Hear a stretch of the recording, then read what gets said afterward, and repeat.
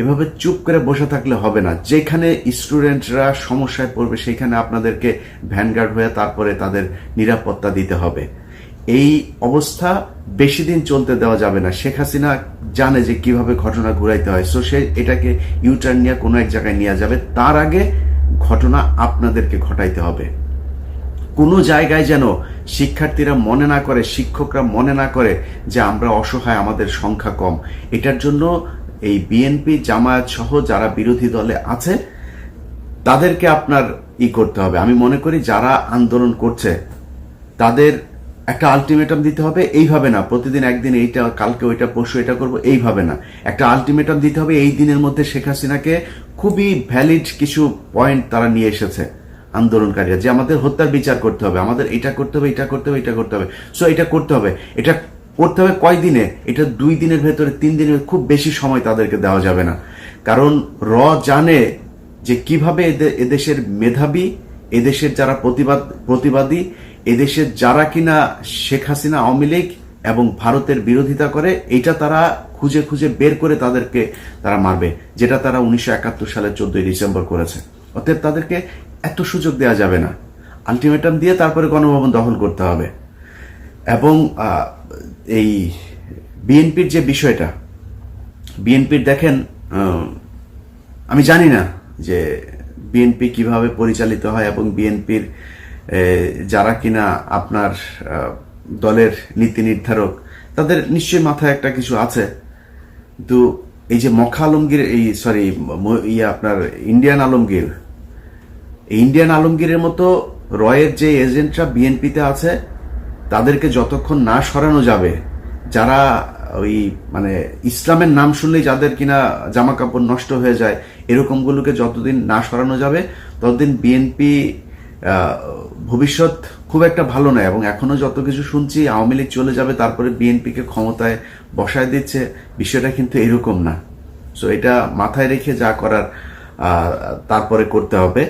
হাসিনার যত অভিনয়, এই যে সামনে এসে তারপরে জাতিসংঘকে এখন বলছে আপনারা আসেন করতে, জাতিসংঘ, তারপরে ইউরোপীয় ইউনিয়ন, তারপরে আমেরিকা, সবাই সবার জায়গাতে খুব তীক্ষ্ণ দৃষ্টি রাখছে বাংলাদেশের উপরে। সেটা নিয়ে আমি খুব বেশি এটা নিয়ে আলোচনাই করতে চাই না। এবার নির্বাচনের আগে আমরা এগুলো নিয়ে বহুত আলোচনা করেছি, এখন আমরা আলোচনা করতে চাই না। এখন আমরা বাংলাদেশের মানুষের ভেতরে যে সাহস, যে প্রতিবাদের যে আগুন আমরা দেখেছি, এখন আমরাই যথেষ্ট আমার মনে হয়। শুধু তাদের, আমি মনে করি আন্দোলনের যে ধরন, এই ধরনটা সুষ্ঠু হওয়া প্রয়োজন, তাহলেই দেশ স্বাধীন হয়ে যাবে। শেখ হাসিনার আজকে যে অবস্থা, শুধু এইটুকু বলবো যে আপনার বাপের লাশের পাশে যেমন 2 দিন কাউকে যাইতে দেখা যায় নাই, 570 দিয়া যেরকম আপনার বাপের গোসল করাইছে না, আপনার অবস্থা তার চেয়েও ভয়ঙ্কর হবে। আপনি এই যে আশপাশে খাওয়ায় টাওয়ায় কিছু লোকজনকে ফুলিয়ে ফাঁপিয়ে তারপর রেখেছেন, এর বাইরে কেউ আপনার পক্ষে নাই। আপনার গোয়েন্দা সংস্থার রিপোর্ট আপনার কাছে আছে। যাদেরকে এই হারুন টারুন এদেরকে সরায় দিয়ে তারপরে মনে করছেন যে আপনার ইমেজ যেটা সেটা ঠিক থাকবে, এটা ঠিক হবার না। আর হারুনকে ধরেন যেটা করা হয়েছে, হারুনের ন্যাংটা ভিডিও, আরে ভাই এই ন্যাংটার এই আকাম কুকাম তো শেখ হাসিনা নিজেই করে। মৃণাল কান্তির সাথে মতিউর রহমান রেন্টুর যেই ইতিহাস উনি লিখে গিয়েছেন, পারিবারিকভাবে এই যে শেখ রেহেনা, তার বয়ফ্রেন্ড আছে, এখন সে আপনার গণভবনে 3 কোটি টাকা বেতন দিয়া তারপরে তাকে রেখে দিয়েছে, সম্ভবত শফিকুল বা কিছু একটা এরকম টাইপের তার নাম। তো এটা তো তাদের কি বলবো, যে এটার প্রফেশন, এটা ওরা এইটাতে অভ্যস্ত। শেখ হাসিনার আশপাশে যতগুলো আছে, ওবায়দুল কাদের, জীবন যৌবন তো সব শেষ, তারপরেও তার এখন এই ইন্ডিয়া থেকে ঋতুপর্ণারে আইনাও তারপরে রাত কাটায়। সো এগুলি কোনো অপরাধ না, এগুলি কোনো সমস্যাও না, এগুলি দিয়ে শেখ হাসিনা নিজেরা বাঁচাইতে যাচ্ছে। এটা ওদের দলের সবাই করে, এটা নতুন কোনো কিছু না। সো এবং হারুনকে যে নিয়ে যে খুব বিশাল আকারে পানিশমেন্ট দিয়েছে, এটাও মনে করার কোনো কারণ নাই। তার অধীনে এখন ঢাকা শহরের সবগুলো থানা, সে ক্রাইমের এখন যেই পজিশনে তার থাকার কথা, তা তো এখন বরখাস্ত হওয়ার কথা। সেখানে না গিয়ে তারপরে সে তার চাইতে, এটা বলবো আমি যে মানে প্রমোশন বদলি। সো এগুলি কোনো বিষয় না, কিন্তু আপনার আশপাশে যারা এখন খুব দেখাচ্ছে যে আছে, তারাও কিন্তু নাই। আপনার সাথে যে থাকবে সময় গেলে, এটা মনে করার কোনো কারণ নাই, কারণ এখানে কোনো আদর্শ নেই, এখানে সবকিছুই লুটপাট আর নিজের স্বার্থের ব্যাপার। সো তারা একটা সময় গিয়ে থাকবে না। পুলিশের যারা যারা, প্রশাসনের যারা যারা আজকে তাদের পক্ষে আছেন, হারুনের দিকে তাকান। হ্যাঁ, এগুলি সব আল্লাহই করে। পরিস্থিতি কখন আপনার জীবনের কোন দিকে নিয়ে যাবে, বেনজিরের দিকে তাকায় দেখেন।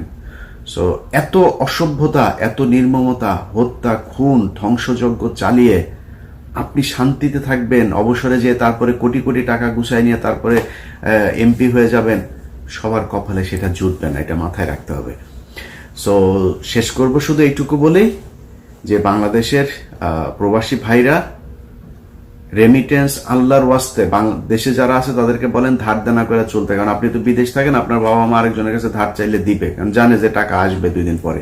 6টা মাস একটা টাকাও পাঠায় না, একদম সিঙ্গেল ডলারও আপনি বিদেশ থেকে পাঠান না। প্লিজ আপনাদের কাছে অনুরোধ। আওয়ামী লীগের লোকজন কিন্তু এই যে নানান ধরনের গুজব টুজব ছড়ায়, তারা ফেসবুকে দিচ্ছে যে শিল্প মনে করা হয়, তাহলে সেই শিল্পের অত্যন্ত নিখুঁত একজন শিল্পী হচ্ছে এই শেখ হাসিনা। তার মিথ্যা কথার সাথে সাথে ইদানিং সে বোধহয় এই নায়ক নায়িকাদের যেখানে প্র্যাকটিস হয়, আপনার প্রশিক্ষণ হয়, ওইখান থেকে সে অভিনয় এগুলো শিখছেন।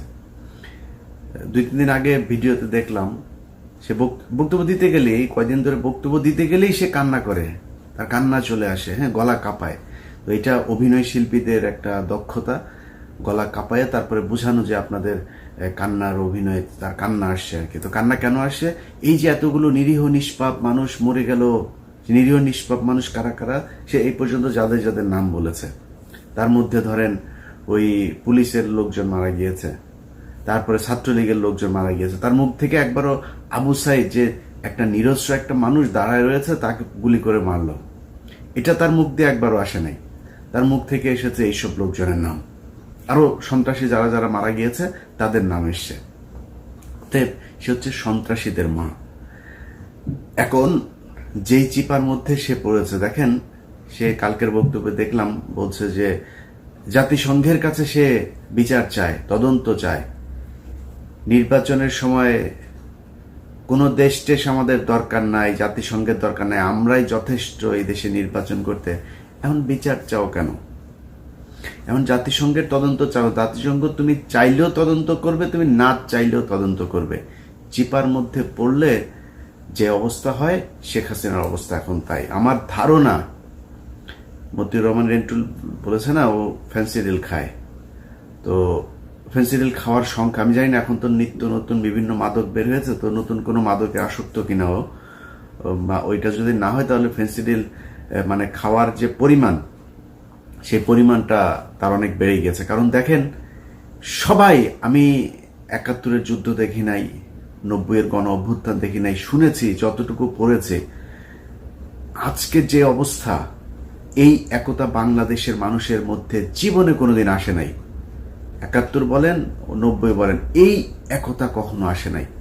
শিল্পীরা, যেই নায়ক নায়িকাদেরকে আমরা এতদিন ট্রল করেছে, তারাও আজকে এই আন্দোলনের মধ্যে এসেছে, কারণ তারা বুঝতে শিখেছে যে তাদের শত্রু কারা। এই দেশে হাজার হাজার শিল্পী থাকতে তারা ভারত থেকে শিল্পী এনে কয়দিন পর পর বাংলাদেশে অনুষ্ঠান করে। শেখ হাসিনার অনুষ্ঠানের ভেতরে ওই যে আপনারা দেখেছেন না, শানু নিগমের মতো এরকম শিল্পী বাংলাদেশে চিপায় চাপায় পড়ে থাকে, তারাই নিয়ে এসে তারপরে আপনার খরচ করে 300-400 কোটি টাকা খরচ করে, তারপরে তারা এই শিল্পীদেরকে এনে বাংলাদেশে নোংরামো করে। অতএব বাংলাদেশে 18 কোটি মানুষ, এত মানুষের দেশে কেন একটা চলচ্চিত্র শিল্প উন্নত হবে না? কেন একটা টেলিভিশন শিল্প উন্নত হবে না?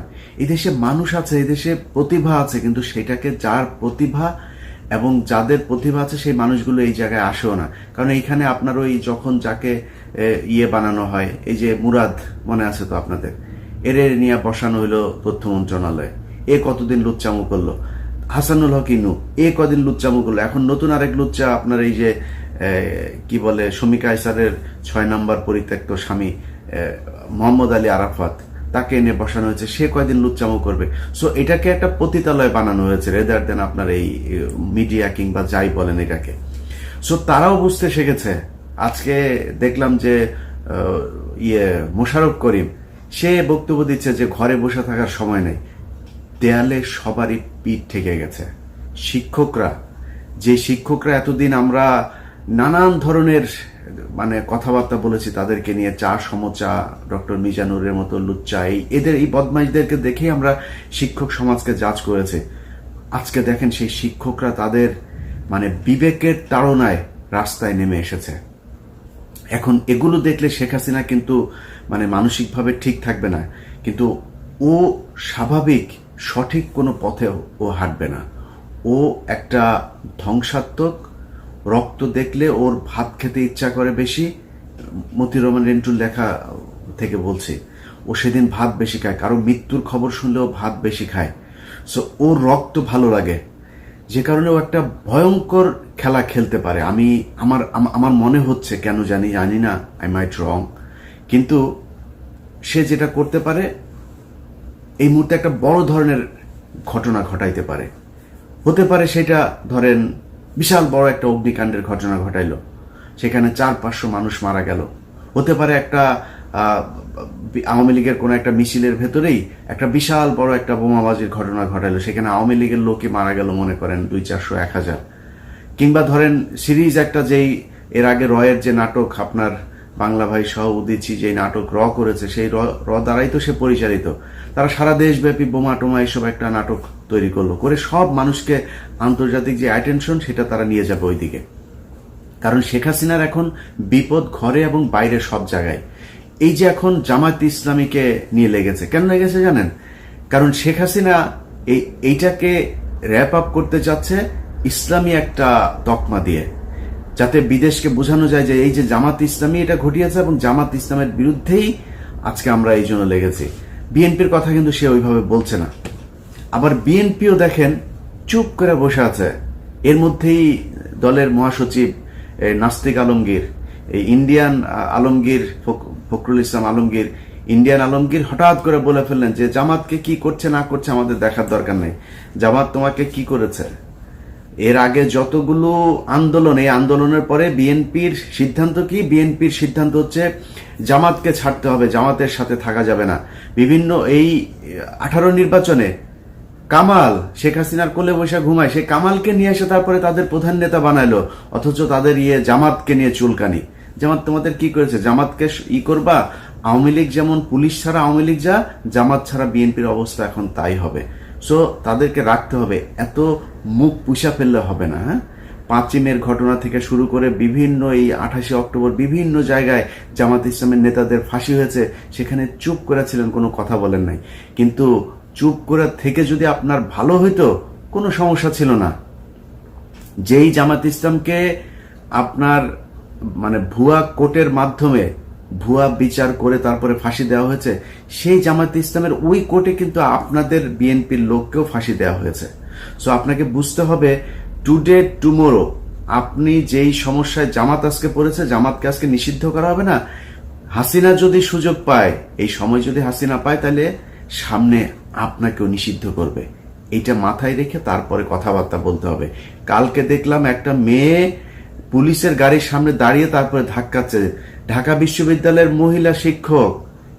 এই শিক্ষকরা এসে তারপরে পুলিশের সাথে ধাক্কাধাক্কি করছে। কোথায় বিএনপি? এখানে তো থাকতে হবে।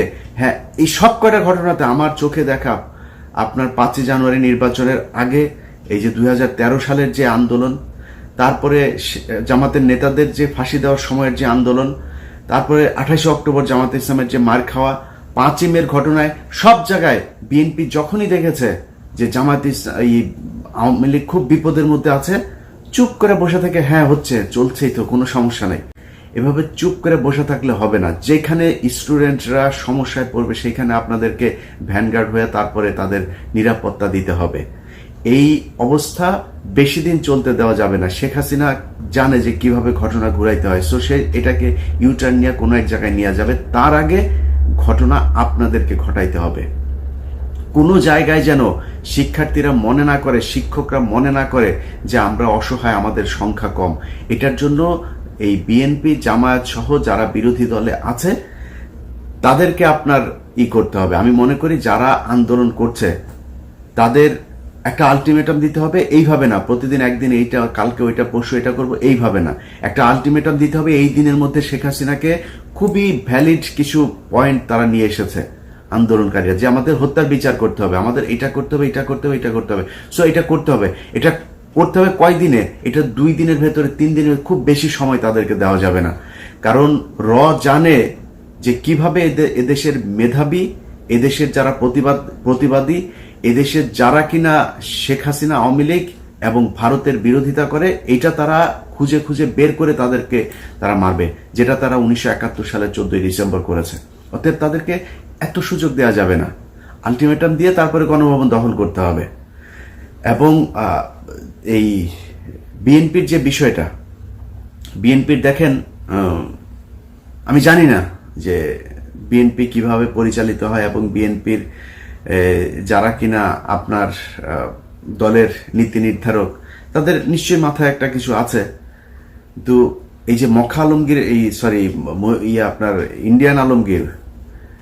ইন্ডিয়ান আলমগীরের মতো রয়ের যে এজেন্টরা বিএনপিতে আছে, তাদেরকে যতক্ষণ না সরানো যাবে, যারা ইসলামের নাম শুনলেই যাদের কিনা জামা কাপড় নষ্ট হয়ে যায়, এরকমগুলোকে যতদিন না সরানো যাবে ততদিন বিএনপি ভবিষ্যৎ খুব একটা ভালো নয়। এবং এখনো যত কিছু শুনছি আওয়ামী লীগ চলে যাবে, তারপরে বিএনপিকে ক্ষমতায় বসায় দিচ্ছে, বিষয়টা কিন্তু এরকম না।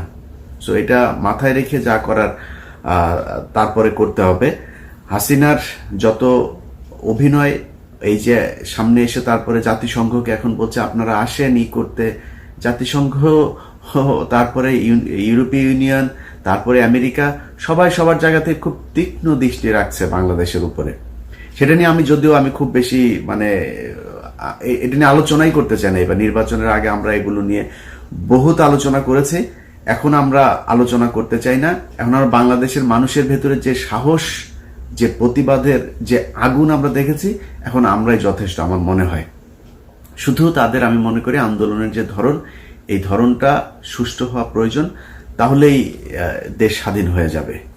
শেখ হাসিনার আজকে যে অবস্থা, শুধু এইটুকু বলবো যে আপনার বাপের লাশের পাশে যেমন 2 দিন কাউকে যাইতে দেখা যায় নাই, 570 দিয়া যেরকম আপনার বাপের গোসল করাইছে না, আপনার অবস্থা তার চেয়েও ভয়ঙ্কর হবে। আপনি এই যে আশপাশে খাওয়ায় টাওয়ায় কিছু লোকজনকে ফুলিয়ে ফাঁপিয়ে তারপর রেখেছেন, এর বাইরে কেউ আপনার পক্ষে নাই। আপনার গোয়েন্দা সংস্থার রিপোর্ট আপনার কাছে আছে। যাদেরকে এই হারুন টারুন এদেরকে সরায় দিয়ে তারপরে মনে করছেন যে আপনার ইমেজ যেটা সেটা ঠিক থাকবে, এটা ঠিক হবার না। আর হারুনকে ধরেন যেটা করা হয়েছে, হারুনের ন্যাংটা ভিডিও, আরে ভাই এই ন্যাংটার এই আকাম কুকাম তো শেখ হাসিনা নিজেই করে। মৃণাল কান্তির সাথে মতিউর রহমান রেন্টুর যেই ইতিহাস উনি লিখে গিয়েছেন, পারিবারিকভাবে এই যে শেখ রেহেনা, তার বয়ফ্রেন্ড আছে, এখন সে আপনার গণভবনে 3 কোটি টাকা বেতন দিয়া তারপরে তাকে রেখে দিয়েছে, সম্ভবত শফিকুল বা কিছু একটা এরকম টাইপের তার নাম। তো এটা তো তাদের কি বলবো, যে এটার প্রফেশন, এটা ওরা এইটাতে অভ্যস্ত। শেখ হাসিনার আশপাশের যতগুলো আছে, ওবায়দুল কাদের, জীবন যৌবন তো সব শেষ, তারপরেও তার এখন এই ইন্ডিয়া থেকে ঋতুপর্ণারে আইনাও তারপরে রাত কাটায়। সো এগুলি কোনো অপরাধ না, এগুলি কোনো সমস্যাও না, এগুলি দিয়ে শেখ হাসিনা নিজেরা বাঁচাইতে যাচ্ছে। এটা ওদের দলের সবাই করে, এটা নতুন কোনো কিছু না। সো এবং হারুনকে যে নিয়ে যে খুব বিশাল আকারে পানিশমেন্ট দিয়েছে, এটাও মনে করার কোনো কারণ নাই। তার অধীনে এখন ঢাকা শহরের সবগুলো থানা, সে ক্রাইমের এখন যেই পজিশনে তার থাকার কথা, তা তো এখন বরখাস্ত হওয়ার কথা। সেখানে না গিয়ে তারপরে সে তার চাইতে, এটা বলবো আমি যে প্রমোশন বদলি। সো এগুলি কোনো বিষয় না, কিন্তু আপনার আশপাশে যারা এখন খুব দেখাচ্ছে যে আছে, তারাও কিন্তু নাই। আপনার সাথে যে থাকবে সময় গেলে, এটা মনে করার কোনো কারণ নাই। কারণ এখানে কোনো আদর্শ নেই, এখানে সবকিছুই লুটপাট আর নিজের স্বার্থের ব্যাপার। তো তারা একটা সময় গিয়ে থাকবে না। পুলিশের যারা যারা, প্রশাসনের যারা যারা আজকে তাদের পক্ষে আছেন, হারুনের দিকে তাকান। হ্যাঁ, এগুলি সব আল্লাহই করে। পরিস্থিতি কখন আপনার জীবনের কোন দিকে নিয়ে যাবে, বেনজিরের দিকে তাকায় দেখেন। সো এত অসভ্যতা, এত নির্মমতা, হত্যা, খুন, ধ্বংসযজ্ঞ চালিয়ে আপনি শান্তিতে থাকবেন, অবসরে যেয়ে তারপরে কোটি কোটি টাকা গুছাই নিয়ে তারপরে এমপি হয়ে যাবেন, সবার কপালে সেটা জুটবে না, এটা মাথায় রাখতে হবে। সো শেষ করব শুধু এইটুকু বলেই যে বাংলাদেশের প্রবাসী ভাইরা, রেমিটেন্স আল্লাহর ওয়াস্তে দেশে যারা আছে তাদেরকে বলেন ধার দেনা করে চলতে। কারণ আপনি তো বিদেশ থাকেন, আপনার বাবা মা আরেকজনের কাছে ধার চাইলে দিবে, কারণ জানে যে টাকা আসবে 2 দিন পরে। 6টা মাস একটা টাকাও পাঠায় না, একদম সিঙ্গেল ডলারও আপনি বিদেশ থেকে পাঠান না। প্লিজ আপনাদের কাছে অনুরোধ। আওয়ামী লীগের লোকজন কিন্তু এই যে নানান ধরনের গুজব টুজব ছড়ায়, তারা ফেসবুকে দিচ্ছে যে সৌদি আরব থেকে একদল লোক, তারা বলছে প্রবাসীরা পাঠাবে। এই ভিডিও আরো প্রায় 6 মাস আগের, তারা সেটাকে এখন এনে দেখাচ্ছে আর বলছে প্রচুর যাচ্ছে, আপনাদেরকে বিভ্রান্ত করার চেষ্টা করছে। সো টাকা পাঠাবেন না, এই ডলার সংকটে রিজার্ভ অলরেডি লাল বাতি জ্বলছে। সো বেশি না, 2টা মাস একটু প্লিজ কষ্ট করেন, পরিবারকে বলেন কষ্ট করে চলতে, তারপরে টাকা পাঠায়েন। এখন এই প্রতিটা টাকায় যে বেতন দিবে, এখন 1 তারিখ চলে আসছে, বেতন দিবে। তো আপনি যে টাকাটা পাঠাবেন, আপনার টাকা দিয়ে রাবার বুলেট, গুলি, টিয়ার শেল এগুলো কিনবে, কিনে আপনার সন্তানকে মারবে। আপনার ব্যাংকে যে টাকা জমা রেখেছেন, সেই টাকা দিয়ে এই পুলিশকে, এই আর্মিকে, এই সেনাবাহিনী, তারপরে বিজিবি এদেরকে বেতন দিবে। সো তাদেরকে এই সুযোগ করে দিবেন না প্লিজ। আল্লাহ হাফেজ।